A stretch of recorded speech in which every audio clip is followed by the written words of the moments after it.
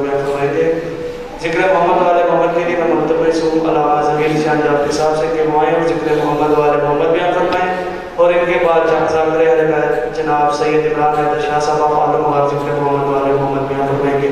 جناب علامہ ضمیر شان جعفری صاحب بسم اللہ الرحمن الرحیم اللہم صل ولیک الحجۃ من الحسن صلواتک علیہ وعلی آبائہ اے حاضر صراط وفی کل سا ولیم و حافظا و قائدا و ناصرا و دلیلا معینا حتی تسکنہ و زکتا و تمتعہ فیہا طویلا یا رب محمد و آل محمد صلی علی محمد و آل محمد وعجل فرج آل محمد درود بر عظمت آل محمد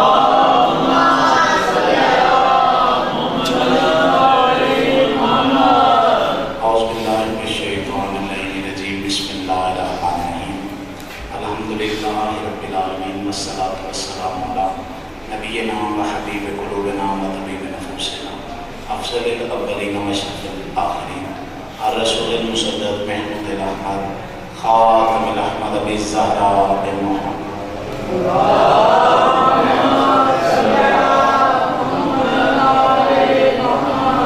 وعلی اہل بیتہ الطیبین الطاہرین المعصومین ولعنۃ اللہ علی اعدائہم الملعونین اجمعین۔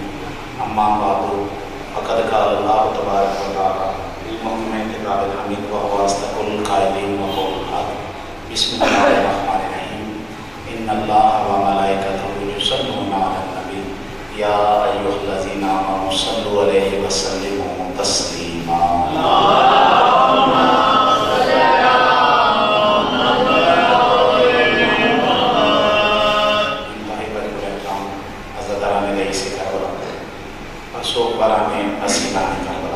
درسگاہ رئیس کربلا کی اس پاکیزہ مجلس اعزا کے لیے میں نے سورہ آفاق آیت کو عنوان سخن قرار دیا ہے، جو سورہ احزاب کی آیت نمبر 55 ہے، جسے آیت درود کہا جاتا ہے۔ یہ واحد حکم ہے اس آیت میں کہ جس پہ عمل فوراً ہو جاتا ہے۔ اللہ نے نماز کا کہا، تھوڑے عرصے بعد بندے پڑھتے ہیں۔ اللہ نے روزے کا کہا لیکن رمضان میں رکھتے ہیں۔ اللہ نے حج کا کہا لیکن ذی الحج میں کرتے ہیں۔ یعنی جو حکم آتا جاتا ہے فوراً اس پہ عمل نہیں ہوتا۔ یہ واحد آیت ہے کہ ادھر آیت کی تلاوت ہوتی ہے فوراً اس پہ عمل ہو جاتا ہے۔ آج چونکہ ان کا اس میں گرامی بھی فاطمہ ہے، سکینہ لطر، تو میرا منصبی تقاضا یہ ہے کہ میں اس مخدومہ کی سیرت طیبہ پہ گفتگو تمہیداً ایک جملہ تاکہ آپ کا ذہن تیار کر کے اس مخدومہ تک میں لانا چاہ رہا ہوں۔ میرے بزرگوں دوستو، دو ہی باتیں ایسی ہیں کہ جس میں اللہ پہلے خود کرتا ہے پھر کرنے کا حکم دیتا ہے۔ آیت نمبر 55 میں نے پڑھی ہے، 56 جا کے خود پڑھ لیجئے گا۔ یہ اللہ نے درود اور لعنت والی آیتیں بڑی اکٹھی رکھی، جن کی قرآن پہ نظریں وہ ایک لمحہ بھی میں نے نہ آپ کا ضائع کرنا ہے۔ کوشش کروں گا کہ آپ میرے ساتھ ساتھ رہیں کہ بلا اللہ نماز کا کہتا ہے خود نہیں پڑھتا، روزے کا کہتا ہے خود نہیں رکھتا، حج کا کہتا ہے خود نہیں کرتا۔ دو ہی باتیں ایسی ہے، پہلے خود کرتا ہے پھر کرنے کا حکم دیتا ہے۔ ایک ہے آل محمد پہ درود پڑھنا، ایک ہے ان کے دشمنوں پہ لعنت کرنا۔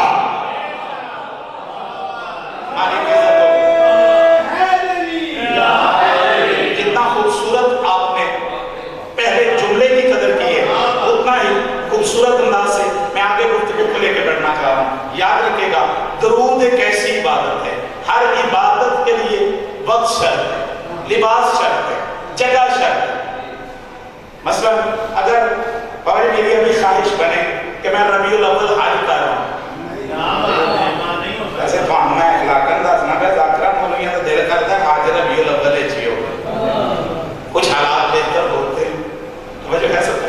اگر متوجہ رہی کہ اگر وہاں میری خواہش بنے کہ میں اب حج کر رہا ہوں، کر سکتا ہوں، کعبہ بھی وہی ہے، اللہ بھی موجود ہے، حج کیوں نہیں؟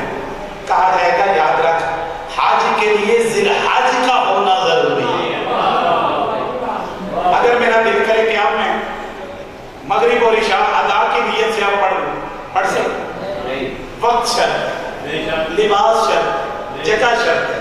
دو ہی باتیں ایسی ہیں جن کے لیے نہ جگہ شرط ہے، نہ لباس شرط ہے، نہ وقت شرط ہے.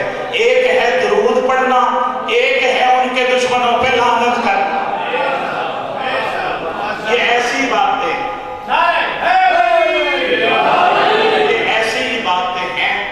درود کے متعلق اللہ آپ کو توفیق بخشے کہ مالک آپ کو حج کی توفیق دے. حج عظیم عبادت ہے. اگر جو گئے وہ میری بات کی تائید کریں گے، ہر رکن کے لیے علیحدہ علیحدہ دعائیں ہیں. ٹھیک ہے نا سب کا؟ ایک بندہ گیا کہتا ہے مولا میں حج پہ تھا، مولا مجھے مخصوص دعائیں بھول گئے، مولا مجھے مخصوص دعائیں بھول گئے. مولا فرماتے ہیں پھر کرتا کیا رہا ہے؟ کہتا ہے طواف پہ آپ پہ درود پڑھتا رہا، دوران طواف آپ پہ درود پڑھتا رہا. مولا میں صفا مروہ پہ آپ پہ درود پڑھتا رہا، میں کنکریاں مارتے ہوئے آپ پہ درود پڑھتا رہا. ہر رکن پہ مولا میں نے آپ پہ درود پڑھا، میرا حج قبول ہو گیا. جب کہا نا کہ مولا میرا حج قبول ہو گیا، صادق مسکرا کے کہتے ہیں تو صرف قبول کہتا ہے، کعبے نے تجھ سے بہتر حاجی دیکھا ہی نہیں ہے. یہ جو ہاتھ بلند ہوئے ہیں ہماری عزتوں میں دعا کرے گا. کتنا ہے بخاری شریف ایک روایت میں نے آپ کو فقہ جعفریہ سے پڑھی ہے، ایک روایت میں اہل سنت سے پڑھ رہا ہوں. اہل سنت بخاری شریف میں کہ جب میرے نبی معراج پہ گئے، میرے نبی فرماتے ہیں وہاں میں نے ایک فرشتہ دیکھا جس کے کئی ہاتھ تھے، ان ہاتھوں پہ کئی انگلیاں تھیں، ان انگلیوں پہ کئی پورے تھے. میرے نبی فرماتے ہیں میں نے اس سے پوچھا کہ تو کیا کرتا ہے؟ کہتا ہے میں شمار کرتا ہوں، میں زمین کے ذرات گن سکتا ہوں، آسمان کے تارے گن سکتا ہوں، بارش کے قطرات گن سکتا ہوں. میرے نبی فرماتے ہیں کوئی ایسی چیز بھی ہے جو تیرے شمار میں نہیں آتی؟ کہتا ہے یقیناً ہے. کہا وہ کون سی؟ کہا جو بندہ خلوص نیت سے آپ اور آپ کے حال میں درود پڑھتا ہے، جتنی رحمتیں اللہ نازل کرتا ہے وہ میں شمار نہیں کر سکتا.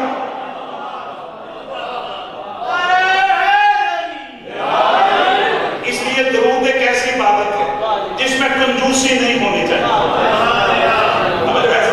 پہلے پڑھیے میں نے درود پہ 2 روایتیں، اب اگر پروگرام ہے تو لعنت پہ روایتیں پڑھوں، کیونکہ میں اکثر کہا کرتا ہوں میں تقریر باقاعدہ مرتب کرتا ہوں اور پھر چیک کرتا ہوں کہ اس میں کہاں کمی کوتاہی ہے. بعد ایک معافی مانگنا پہلا بہتر ہے کہ بندہ پہلے ہی تقریر پہ دھیان کرے. حالات حاضرہ آپ کے سامنے ہے، بعد ایک بندہ کہ میں روایت اپنی سی بھی آئے گا جو ہے سب کا محتاط ہونا چاہیے. کہ بلا لعنت کے متعلق بھی ایک روایت سن لو، انشاءاللہ دل تک بات کر دے گی. میرے چھٹے امام لیلۃ القدر کی فضیلت بیان کر رہے ہیں کہ لیلۃ القدر کی اتنی عظمت ہے. لیلۃ القدر پہ جاگنا اتنے مہینوں سے جاگنے سے بہتر ہے. اس کی یہ برکت ہے، اس کی یہ برکت ہے. سائل ہاتھ جوڑ کے کہتے ہیں مولا پچھلے لیلۃ القدر کو مولا غفلت میں گزر گئی ہے، اگلے سال پتہ نہیں مجھے نصیب ہو کہ نہ ہو. مولا اگلے سال مجھے نصیب نہ ہو نہ ہو. مولا میں تو محروم رہ گیا. جتنے سید میری محفل میں ہوں جب کہا نا کہ مولا میں تو محروم رہ گیا، صادق مسکرا کے کہتے ہیں جن کے دروازے پہ آیا ہے یہاں محرومیاں نہیں ہوتی.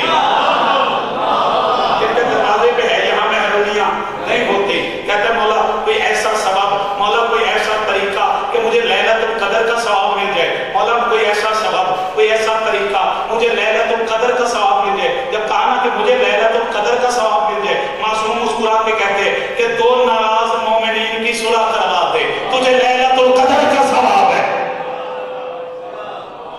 2 ناراض مومنین کی صلح کروا دے، تجھے لیلۃ القدر کا ثواب ہے.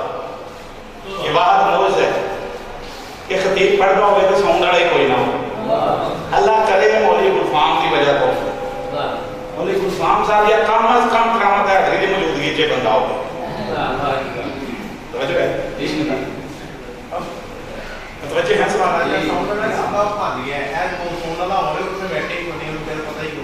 چلے کوئی مسئلہ نہیں. متوجہ ہے چلو میں ترتیب کر لینا نا ایک کو خدان کٹان نہ میں اپنے آپ کو آگے پیچھے کر توجہ ہے. چلو دونوں کما جو ایک ہو گیا. مولا فرماتے 2 ناراض مومنین کی صلح کروا دے. متوجہ ہے سب کا؟ اگر آپ متوجہ ہے تو میں گفتگو اور آسان کروں. قبلہ مولا فرماتے ہیں کہ 2 ناراض مومنین کی صلح کروا دے، تجھے لیلۃ القدر کا ثواب ہے. عجیب لمحہ ہے، اس میں میرے اندر بڑا لطف ہے. سائل دیکھ کے کہتا مولا ناراض مومن ہی نہ ملے.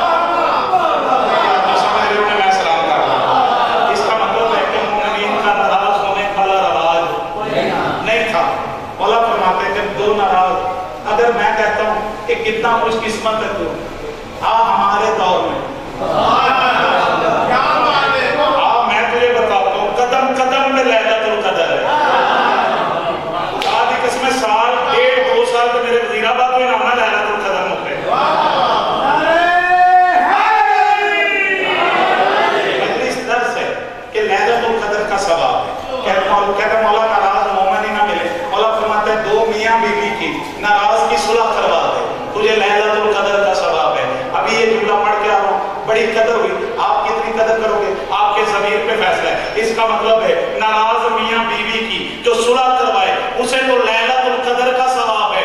جو راضی میاں بیوی کی ناراضگی کروا جائے. یہاں پہ میرا سوال ہے کہ دو ناراض مومنین کی جو صلح کروائے اسے تو لیلۃ القدر کا ثواب ہے. جو مومنین کے درمیان لڑائی کروا جائے سیدہ کوشش کرو کہ ایسا نہ پڑھو کہ مومنین آپس میں لڑائی کا سبب بنے. جو پیغام میرا تھا میرا حصہ ہے وہ میں نے ادا کیا. ایسا نہ پڑھو کہ مومنین کی آپس میں ناراضگی کا سبب بنے. کوشش کرو کہ مومنین کو آپس میں قریب قریب کرو. منبر کا یہ تقاضا ہے کہ کوشش کرو قریب ہوں مومن. جو ہے جو پیغام میں نے دینا تھا وہ پہنچ گیا. 3.5 صفحات پہ مشتمل یہ روایت ہے. مولا فرماتے ہیں ناراض مومنین کی صلح کروا دے تجھے لیلۃ القدر کا ثواب ہے. کسی غریب مومن کی مشکل میں مدد کر دے تجھے لیلۃ القدر کا ثواب ہے. کسی مومن کی تکلیف میں اس کا ساتھ آ جا تجھے لیلۃ القدر کا ثواب ہے. کسی مریض کی عیادت کر لے تجھے لیلۃ القدر کا ثواب ہے. کسی مریض کی عیادت کر لے تجھے لیلۃ القدر کا ثواب ہے. کوئی مومن دنیا سے اٹھے اس کے غسل میں شامل ہو تجھے لیلۃ القدر کا ثواب ہے. اس کے کفن میں شامل ہو جا تجھے لیلۃ القدر کا ثواب ہے. اس کے کفن میں شامل ہو جا تجھے لیلۃ القدر کا ثواب ہے. سائل پوچھتا گیا میرا مولا بتاتا گیا. سائل پوچھتا گیا میرا مولا بتاتا گیا. دیکھ کے کہتے کہاں تک پوچھے گا میں کہاں تک بتاؤں گا. یاد رکھ لیلۃ القدر سے مراد ہے میری دادی زہرا. میرے کروڑ سلام ہے ہاتھوں پہ میرے کروڑ سلام ہے. لیلۃ القدر سے مراد ہے میری دادی زہرا. میرے مولا فرماتے ہیں جو رات سونے سے پہلے میری دادی کے قاتلوں پہ لعنت کر کے سو جائے اسے بھی لیلۃ القدر کا ثواب ہے. اللہ اکبر اللہ اکبر. یعنی دو ہی بات نہیں دونوں کے متعلق میں نے روایتیں عرض کی. درود کے متعلق بھی اور لعنت کے متعلق بھی. آگے بڑھنا چاہ رہا ہوں کہ بلا درود ان اللہ و ملائکتہ. لیکن ایک اور میری منت ہے جس طرح پہلے پیغام عرض کی ہے دوسرا پیغام ہے اگر سمیٹ سکو تو میری منت ہے جو درود پڑھتے ہیں وہ بھی درود پڑھ کے مطمئن ہو جائیں. درود کو خبر نہ دیں پتہ نہ بتائیں ادھر بھی جانا باری گالے واسطہ دے. اور اگلے دن میرے ایک مخلص دوست نے میرے مشورہ دیتا. مشورہ بڑا اچھا تھا. وہ جملہ بھی بڑا مجھے پسند آیا. تو نے کہا جملہ آپ بہت زیادہ فضائل پڑھ رہے ہیں بہت زیادہ محتاط ہو کے فضائل پڑھا کریں. محتاط رہیں فضائل پڑھتے ہوئے محتاط رہیں. ممبر رسول کی عزت کی قسم ہے میں نے کہا آپ کے مشورے کا شکریہ. میرے والدین محتاط تھے تو میں فضائل پڑھ رہا. ہاتھ نیچے رہ گئے یار مجھے تکلیف ہوئی ہے. میرے والدین نے احتیاط کی ہے تو میں فضائل اہل بیت پڑھ رہا. سمجھ گئے میں سلام کر رہا ہوں. میں بڑا محتاط خطیب ہوں لیکن ایک بات عرض کرنا چاہ رہا ہوں کہ یہ جو درود پڑھتے ہیں مہربانی کریں درود پڑھ کے مطمئن ہو جائیں. جو نماز والا درود ہے نا اس میں مطمئن ہو جائیں. اس کو خبر نہ دے کہ یہاں بھی جانا جسے اللہ نے زبان دی ہے یہاں بھی جانا ادھر بھی جانا ادھر بھی جانا. میں منت کر کے کہہ رہا ہوں درود پڑھ کے مطمئن ہو جاؤ. درود کے قابل کوئی مدینے ہو تو پہنچتا ہے کوئی سامرا ہو تو پہنچتا ہے کوئی کاظمین ہو تو پہنچتا ہے. اور آپ شیعہ بھی مہربانی کرو یار میری منت ہے یہ نام لے کے لعنت کرنے کی ضرورت ہی نہیں. میں پیغام دے رہا ہوں یہ لعنت نام لے کے کرنے کی ضرورت ہی نہیں. بس اہل بیت کے دشمنوں پہ لعنت کافی ہے.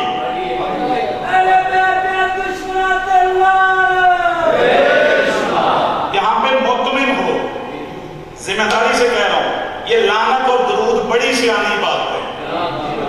انہیں ایڈریس کی ضرورت نہیں. درود کے قابل جو ہو وہ وہاں پہنچتا ہے. اور لعنت بھی بڑی سیانی ہے. لعنت کے قابل کوئی مدینے ہو تو پہنچتی ہے کوئی شام ہو تو پہنچ جاتی ہے. مالک عزتوں میں دفع ہے. یعنی کوشش کر کہ نام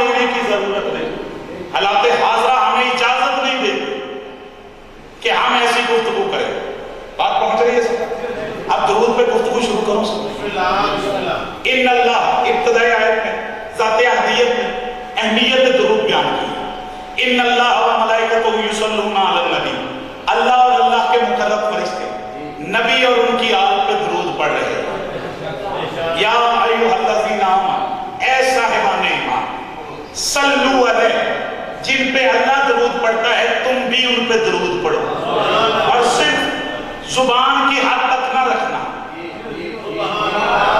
یہاں تک تو سارے کر رہے ہو، اگلا مرحلہ ہم ہے وسلموا تسلیما، جو مرکز درود ہے، جو محور درود ہے، جن پہ درود ہے، وسلموا تسلیما، انہیں ایسے مانو جیسے ماننے کا حق ہے.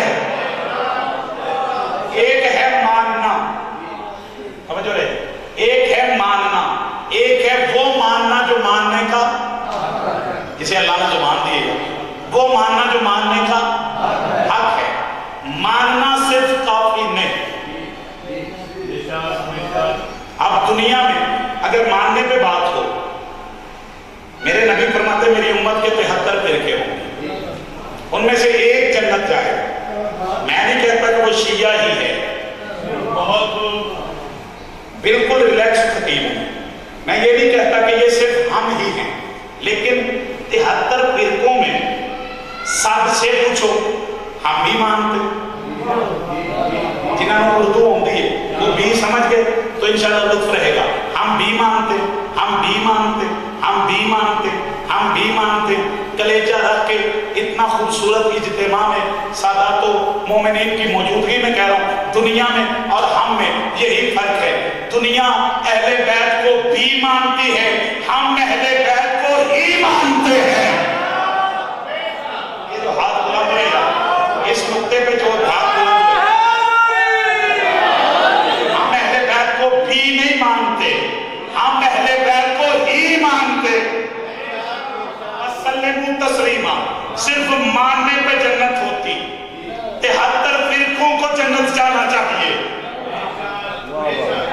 ایسا کون جملہ ہے میرا؟ پھر 73 فرقوں کو جنت جانا چاہیے.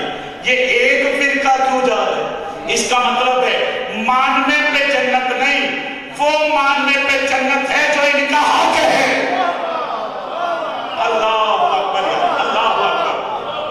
بہت گہرا میرا موضوع ہے، شروع میں نے کر رکھا ہے، لیکن انشاءاللہ میرا مولا توفیق دے گا تو میں اس کو منظر تک لے کے جاؤں گا.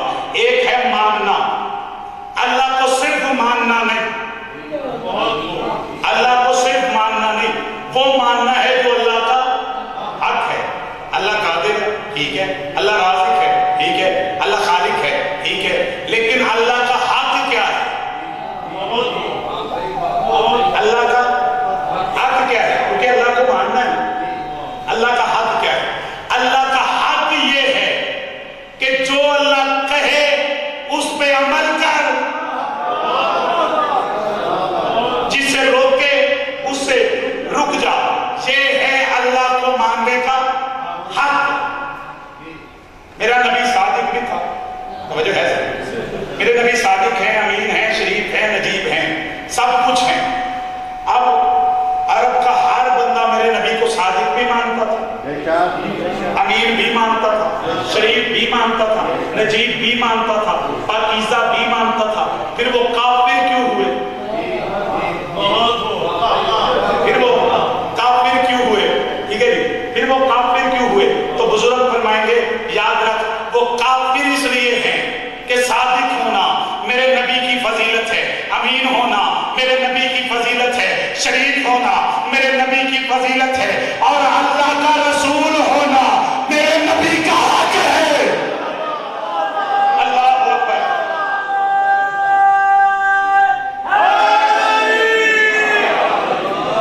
ایک جملے میں بات مکمل کر لوں.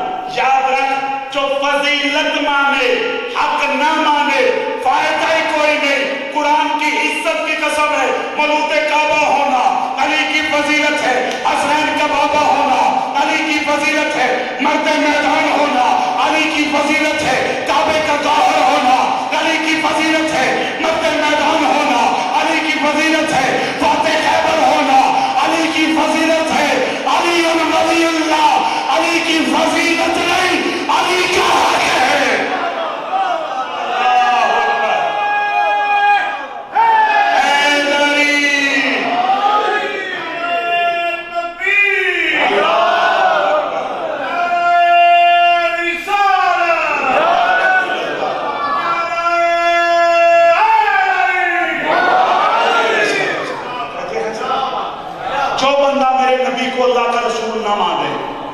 صادق ماننا بھی کوئی فائدہ نہیں دے گا، امین ماننا بھی کوئی فائدہ نہیں دے گا، نجیب ماننا بھی کوئی فائدہ نہیں دے گا، کیونکہ وہ نہیں مانا جو میرے نبی کا حق ہے، وہ نہیں مانا جو میرے نبی کا حق ہے۔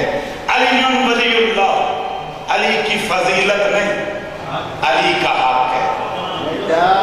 فلائت مطلقہ کا بارث ہے علی ابن ابی طالب۔ ایک اللہ ولی ہے، ایک اللہ کا رسول ولی ہے، اور تیسرا ولی وہ ہے جو حالت رکوع میں زکوٰۃ ادا کرتا ہے، وہ علی ولی اللہ۔ سکینہ، توجہ ہے سب؟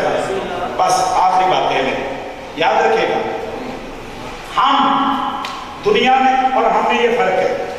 آپ پوچھے مولا علی کو کیوں مانتے کہ نبی کا داماد ہے، جناب سیدہ کو کیوں مانتے، نبی کی بیٹی، حسنین کریمین کو کیوں مانتے، نبی کے نواسے۔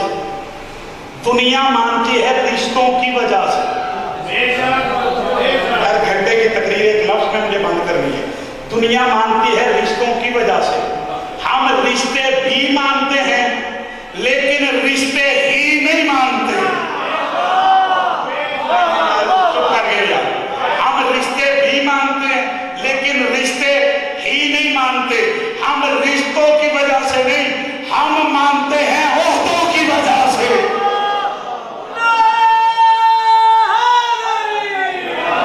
رسالت میرے نبی کا عہدہ ہے، ولایت میرے علی کا عہدہ ہے، سکینہ جناب سیدہ کا عہدہ۔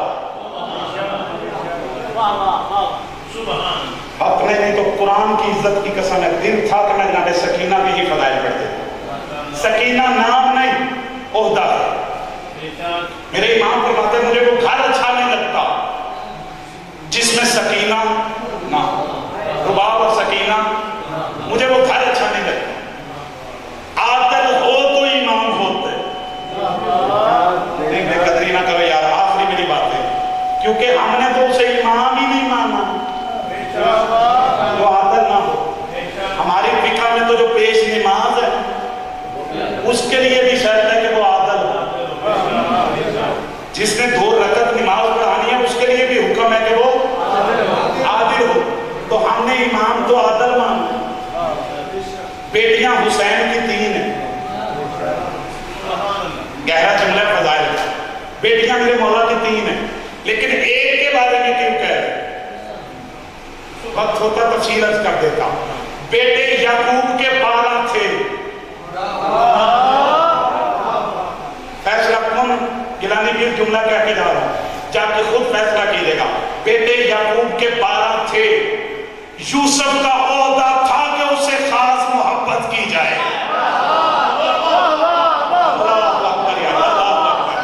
یوسف علیہ السلام کا خاص عہدہ تھا کہ اسے محبت کی جائے۔ بیٹیاں 3 تھیں، اس بی بی کا عہدہ تھا کہ اسے سکینہ کہا جائے، اسے سکینہ کہا جائے۔ بس آپ سمجھ رہے ہیں میری کتابت کو کہ میں ساری تقریب۔ اسبق بن نباتہ وہ عظیم شخصیت ہے، جناب رباب کے میکے سے یہ نوکر ہیں۔ اسبق بن نباتہ تاریخ کہتی ہے بی بی رباب سلام اللہ علیہ کے میکے سے یہ نوکر ملے۔ جب میرے مولا نے 28 رجب مصاحب نے ایک جملہ فضائل کا کہہ کے جا رہا، عہدہ بی بی سکینہ کا پڑھا۔ اسبق بن نباتہ جب 28 رجب امام کا قافلہ چلا، اسبق کبھی گھوڑا، فیصل قاضی مولا کے آگے، کبھی مولا سے پیچھے، کبھی دائیں کبھی بائیں۔ مولا نے دیکھ کے کہا اسبق نظر آ رہا ہے کہ تو بار بار میرے گرد چکر لگا۔ اپنی کتابت میں کہا کرتا ہوں اسبق ایسے چکر لگا رہا تھا جیسے حاجی کعبے کا طواف کر رہا ہو۔ اسبق سے میرے مولا فرماتے کیوں بار بار چکر لگا؟ کہتا مولا دل کرتے کہ راستے میں آپ قرآن پڑھیں، یار بے قدری کرو گے تکلیف لے کے جاؤں گا، مولا آپ قرآن پڑھیں اور میں قرآن سنوں قرآن کی زبان سے۔ اللہ آپ کی نسلوں پر رحم کرے، نسلوں پر رحم ہو، میں قرآن سنوں قرآن کی زبان سے۔ دل چاہتے ہیں مولا آپ سے قرآن سنوں۔ اللہ اکبر، اللہ اکبر۔ جتنا نشہ میرے اندر ہے اللہ کرے بات آپ تک پہنچا سکوں۔ میری خطابت کی کمزوری ہوگی اگر آپ نہ بول سکے۔ میرے مولا فرماتے ہیں اسبق اگر تجھے قرآن سننا ہے نا تو میری بیٹی سے سنا کر. اللہ اکبر. اگر تُو نے قرآن سننا ہے نا تو میری بیٹی سے سنا کر. میری سکینہ ایسے قرآن پڑھتی ہے جیسے میری اماں بطول پڑھتی تھی. ایسے قرآن